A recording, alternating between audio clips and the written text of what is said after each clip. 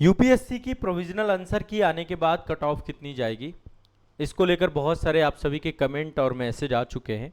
तो आइए एक बार इस पे बात करते हैं। देखिए, आप सभी का जो आईएएस का पेपर था इस बार पिछले सालों की तुलना में अपेक्षाकृत कठिन था, इनफैक्ट आउट ऑफ सिलेबस भी था, और ये वेरीफाई भी हो चुका है। आयोग के चेयरमैन अध्यक्ष ने भी ये बात कही है कि इस बार का पेपर बहुत कठिन था, चुनौतीपूर्ण था।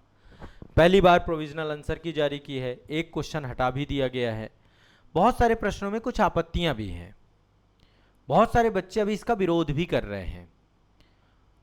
बस आयोग को एक काम करना चाहिए कि कम से कम अपना सिलेबस परिभाषित कर ले, अपना दायरा कम से कम कुछ तो परिभाषित करे। ठीक है, करंट अफेयर्स के नाम पे हम कहीं भी जा सकते हैं। यदि आप पूरा ट्रेंड देखिएगा, यूपीएससी ने पहले साइंस टेक पूछना चालू किया, फिर इंटरनेशनल रिलेशन पूछना चालू किया, जबकि सिलेबस में कहीं पर नहीं। हाँ, करंट अफेयर्स के नाम पे पूछ सकते हैं। फिर अब इस बार जो है एथिक्स पूछना चालू कर दिया, इस बार जो है पब्लिक एडमिनिस्ट्रेशन पूछना चालू कर दिया, केस स्टडी पूछना चालू कर दिया। पेपर लेंदी से जितना लेंदी हो सकता है उतना लेंदी कि कोई पढ़ ही ना पाए टाइम पे। तो कहीं ना कहीं पे बहुत सारे मनोवैज्ञानिक दबाव बच्चे को एग्जाम हॉल पे झेलने पड़े हैं इस बार, और इसलिए बहुत ज़्यादा कट ऑफ जाने की उम्मीद नहीं है। अब बहुत सारे यूट्यूब चैनल में आप देख रहे होंगे, बहुत सारे वीडियो ऐसे बन गए जिन्होंने कट ऑफ को जो है बहुत लंबा चौड़ा बता दिया कि बहुत ज़्यादा कट ऑफ जाएगी। नहीं, ऐसा कुछ नहीं है।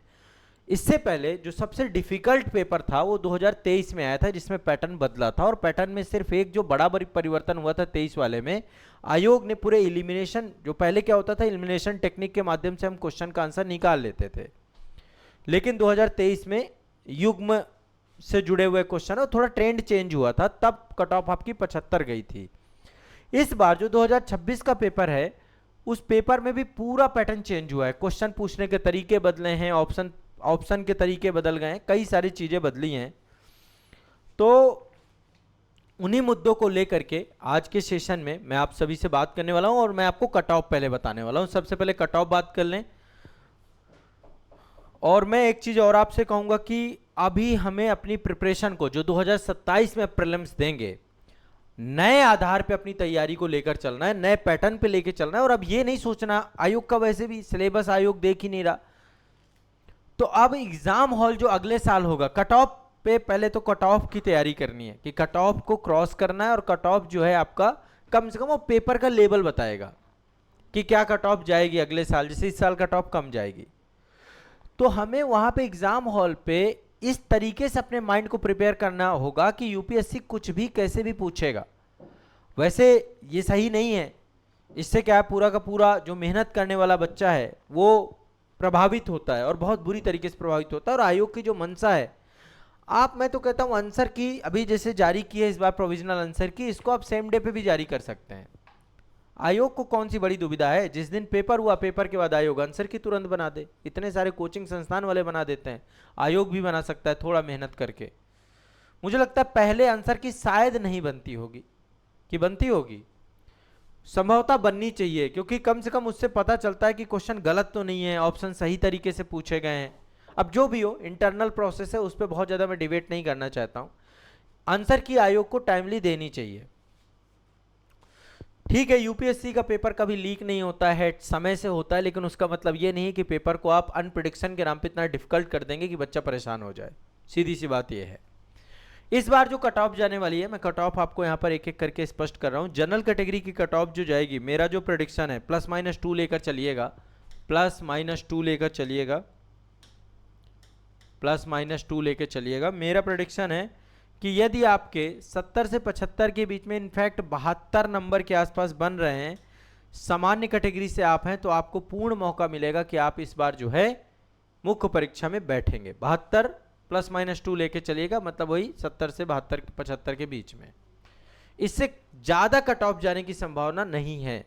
ठीक है, यदि आपके इतना बन रहा है तो मेंस में लग जाइए, पूरा मौका मिल सकता है आपको। ठीक है, ईडब्ल्यूएस कैटेगरी की यदि मैं बात करूं तो ईडब्ल्यूएस कैटेगरी की ऑलमोस्ट जो है 67 नंबर के आसपास जाएगी कट ऑफ इस बार की। ओबीसी कैटेगरी की बात करते हैं तो लगभग जनरल ओबीसी काफ़ी हद तक बराबर रहता है, लेकिन फिर भी 70 नंबर मान लीजिए ओबीसी कैटेगरी की, 70 +-2 इतना मान के चलिए। एससी कैटेगरी की 58 नंबर के आसपास जाएगी। एसटी कैटेगरी की जो है लगभग 47 नंबर के आसपास जाएगी। और ये जो दिव्यांग कोटा है आपका PWD 1 2 3 4, यदि इनकी देखते हैं तो लगभग अप्रॉक्स 39 नंबर के पास जो है PWD 1 आएगा। PWD 2 जो है आपका लगभग 46 नंबर के आसपास आएगा, और PW 3 की बात करते हैं तो लगभग ऑलमोस्ट यहाँ पे 40 नंबर यहाँ पे, और PW 5 की बात करें तो यहाँ पे 33 नंबर। ये आपकी ऑफिशियल कट ऑफ मेरे अकॉर्डिंग होने वाली है, इससे ज़्यादा कट ऑफ नहीं जाएगी, इसलिए मेंस ओरिएंटेड हो जाइए। आपका सिलेक्शन हो रहा हो नहीं हो रहा हो, लेकिन मुख्य परीक्षा की तैयारी तो अभी से करनी है। जो 27 में देंगे 27 के लिए तैयार हो जाइए और अपना सिलेबस कंप्लीट करिए। जो 26 का मेंस दे रहे हैं वो 3 काम करना चालू करेंगे।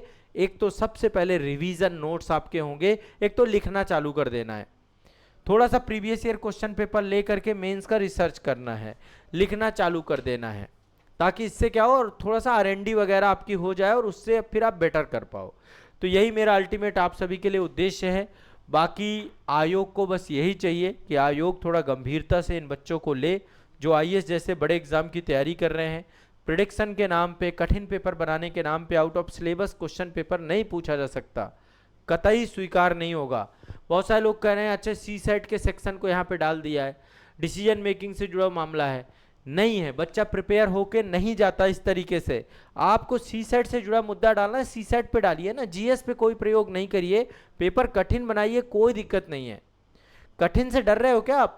कितना भी कठिन होगा आपको करना है, कर जाओगे, लेकिन अनप्रिडिक्टेड पेपर पे कहीं ना कहीं पे बच्चा कंफ्यूज ज़्यादा होता है। ठीक है, तो ये ऑफिशियल कट ऑफ है और मेरा विश्लेषण बस बहुत क्लियर है कि आप सब लोग अब दिमाग से सब कुछ हटाइए। आयोग के कानों तक बात जा चुकी है, आयोग के अध्यक्ष ने मान लिया है कि पेपर कठिन था, चुनौतीपूर्ण था, तो अगले साल ये पेपर का लेवल तो कम से कम नहीं रहेगा। ठीक है, ये आपको दिमाग में बैठा के चलना है। बाकी जो इसको लेकर आप क्या सोचते हो आप भी मुझे एक बार स्पष्ट कर दीजिएगा। ठीक है, चलिए।